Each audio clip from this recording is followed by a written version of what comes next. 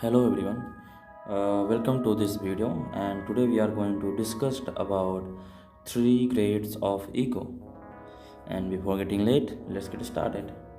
So there is a person who is asking a question, and his question be like, does the ego always shadow the intellect? Whenever I use the intellect, is some type of ego always associated with it? Like sattvic anger, pure anger, does something like sattvic ahamkar also exist? And then Acharya Prashant correcting his questions, and then he's saying that you see, what is the ego? And we are responding to the question, does a sattvic ahamkar exist? What is ahamkar? And what is ego again? So, ego is a sense of impurity, incompleteness, hollowness. Ego is a longing. Ego is a restlessness. Ego is a continuous tension. That is what the ego is. So, the ego says, I am in danger. I am incomplete. I am not yet settled. I have to reach somewhere. That is what the ego says. And man is born with the ego, and to be born is ego. The seeds of ego themselves are born, and every child is carrying the seeds of ego. So, ego is there, which means the sense of incompleteness is there. It is an inevitability, it is necessarily there. So, he is complete, he is complete, and she is complete, he is complete, all because all are body forms. To be a body form is to have that sense of incompleteness. Again, if you are saying that he is complete and she is complete, then again he is incomplete and she is incomplete. These all the body forms. So, to be a body form is to have that sense of incompleteness. There is a hollow there. So there is a hollow here, there is a hollow there, there is hollow here, and here and there, everywhere there is a hollow. Now, that gives us a hint. The hollow is common. There are no differences in the hollow. The hollow is the mula vritti. The hollow is the primary tendency, but people differ on what they use to fill the hollow. He is angry, she is angry, and the hunger probably is the same, but he will eat junk, he will eat salad, she will order fruit, and he will say, I'm not hungry at all. I am not eating anything, and obviously faint after a while. So people took at their hollow, their hunger, their incompleteness differently. That tells you what the different kinds of egos are. When you are not even prepared to accept that there exists a hollow, then it is tamasika ahamkara. You do not even want to accept that you are suffering. You have made a pact with suffering. You have come to an agreement, an adjustment, a comfortable coexistence with suffering. Now you are saying, I am not suffering at all. Like he said, I am not hungry at all. And this is the condition of a large number of people. If you go and ask them, are you suffering? They will say, come on, who is suffering? In fact, they find it insulting to read Buddha because the Buddha begins with life is suffering. So, their beginning of the Buddha is the end of the Buddha. They open the book of Buddha, and what is the first sentence? Life is suffering. And the book is closed. They say, no, this is false. Life is not suffering at all. Life is jacuzzi, and life is a big car on a Goa beach. So, where is suffering? There is no suffering. Come on, honey. The book of Buddha is closed forever. So, this is that type of ego that has made its house at the wrong place and is neither intelligent nor humble enough to acknowledge that it is at the wrong place. It is the man on the sinking ship who is enjoying while the ship sinks. And the ship takes a while to sink, and he is saying, no, the ship is not sinking at all. And who says that this is a ship? This is a very firm house made on firm ground. It cannot ever sink. That is the lowest kind of ego. It does not even seek fulfillment, because to seek fulfillment, first of all, you have to accept that you are unfulfilled, incomplete, and hollow. A large proportion of people, I repeat, find it humiliating to accept that their lives are all botched up and severely wrong. So, to be fair to them, we would say that they are so traumatized that they have lost all sensitivity towards themselves. They have become numb, they have stopped experiencing pain, they have been hit hard and so hard by life that they have lost all sensation. Or you could say that they have become so afraid of losing what they have, even if they know what they have is harmful, that they don't want to accept the obvious probably. Their inner argument is that we at least have something. What if we drop this and end up with nothing? So, even if they have all the wrong things, they refuse to drop. Even if it is stale food, bad food, contaminated food, poisoned food, we still have something to eat or at least console ourselves with. The logic of this afraid mind is a plate full of stale food is better than no plate at all. So, this ego refuses to acknowledge that it is incomplete and therefore seeks no salvation at all. Then there is the kind of ego that acknowledges that it is incomplete but wants to gain completion while remaining itself. The ego is a very flexible thing. It can get attached to anything in its own dimension. The ego can get identified with anything and yet remain. So, the ego can change forms, names, colors, shapes, sizes. The ego can appear to change totally, and the ego can still remain. So, the ego has a lot of flexibility. Today, the ego is attached to this thing. Tomorrow, the ego is attached to that thing. It may appear that the man has totally changed, but the man has not changed. The core is the same. In the worldly dimension, the ego has the option to get attached to anything. Anything. So now we come to the Rajsika ego. So Rajsika ego is very flexible. It says, if I do not get satisfaction in this thing, then I will quickly move beyond and try to gain satisfaction in that thing. I purchase a new dress.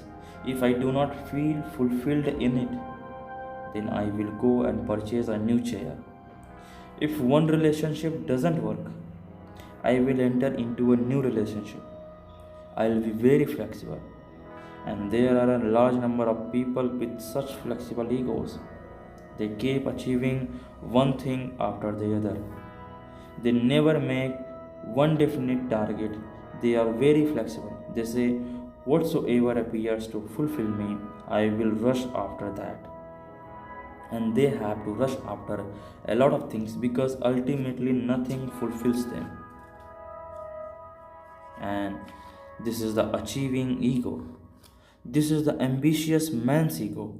It is not stupid enough not to acknowledge that it is hungry. It has intellect. The achiever's ego has intellect. So it acknowledges that it is hungry. But it says that I will fulfill my hunger through 1,000 things available in this world. Because whatsoever it is that I used to fulfill my hunger, I remain the same. I remains the same I plus shirt, I t-shirt, I house, I success, I respect, I travel, I family, I money. The objects of attachment change. Word remains the same, I. So the I is secure. And superficially, there is a great flexibility. This I is going around trying one thing after the other, but all those things are in the same dimension, the dimension of world. And why are all those things necessarily in the same dimension? Because that dimension protects the incomplete I. The I is safe getting attached to this, safe getting attached to this. None of the objects that this I is getting attached to the have the capacity to change it. So the I very safely keeps getting attached to this or that. This is the ambitious ego, the Rajasiga ego. Try this, try that, and rest assured that none of what you are trying is going to change you. Happy, very happy. And if you don't change, what doesn't change? Your hunger doesn't change. So your happiness is stupid. You are sharp enough to acknowledge that you are hungry, but also stupid enough to not to know what you are really hungry for. That is the ambitious man's ego. And then there is another ego that sees that it is dissatisfied, disconnected, and also sees that remaining disconnected is the very prakriti, nature of the inner being, the ego. This ego quickly realizes that nothing that can be obtained in the world is going to fulfill the fundamental incompleteness, so he doesn't proceed on the stupid adventure of trying to create himself, satisfying himself. He says that kind of adventure will only lead to tiredness and frustration. This inner thing has it in its core to remain unfulfilled. I cannot fulfill it. Whatsoever I may try will fail. I cannot fulfill it. So he says, rather than trying to fulfill it, let me get rid of the attachment to the thing itself. Which thing? The inner thing, the inner I. He tries that, but finds that he is too conditioned for this thing to happen. He can now see that there is no fulfillment in running after the world. He can now see that he must now drop the very tendency to run. But he also sees that he dropping just not happening. He has some kind of knowledge, but that knowledge is not translating into action. So this ego then gets into a relationship with an entity that has been called as the guru. It says, before I can drop the ego, before I can disassociate myself from the incompleteness, I, the one attached to incompleteness, have to first get attached one last time. And this last time is the attachment to the guru. It is the end of all attachments. That's the guru. That's the process, to use one last attachment to destroy all your other attachments. And then this last attachment too vanishes. This is sattvic ego. To be hungry for knowledge, to be hungry for learning, to be hungry for God, to be hungry for the Guru. Then, after this last kind of ego lies freedom even from knowledge and learning and God and Guru. Now you can say that the ego is fulfilled, or it would be better to say that you have let the ego be. You and the ego are different now. That is what the Guru has blessed you with. He has snapped the necessary cord between you and the ego. You identified with nature is the ego. The moment the unnecessary relationship, the destructive identification between Purush and Prakriti, it means consciousness and nature, is broken. The consciousness merges into the Atman, and Prakriti, nature, plays on her own solo. She has a beautiful dance when she is solo, and consciousness has a beautiful rest when he is solo. Resting is the Atman. Now there is no ego at all to be fulfilled. You could say that the hunger has been satiated, or it would be better to say that the hungry one has disappeared. Now, the another question of the other person, and the question be like, it is said that millions of dollars have been spent to find the God particle, and still they are not able to find it.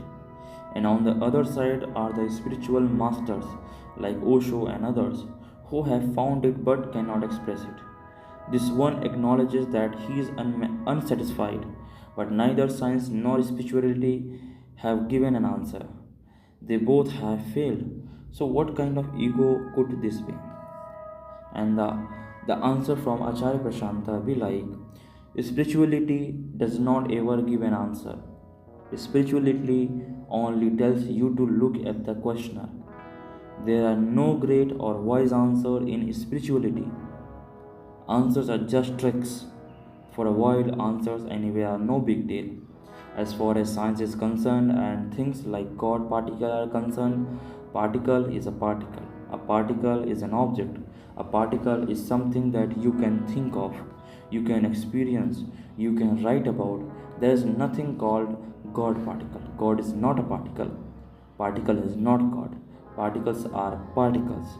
Just a while back we said, let stuff be stuff, let self be self. What is this conflation? God is particle. What the hell is that? So, all that is, not something that even scientists will take seriously. All this is science fiction. All this is stuff that name journalists write about, who want to create some sensation among people who are not serious students of science. You would not find this kind of a thing mentioned in a science journal. You would find this kind of a thing getting readership in some ordinary newspaper.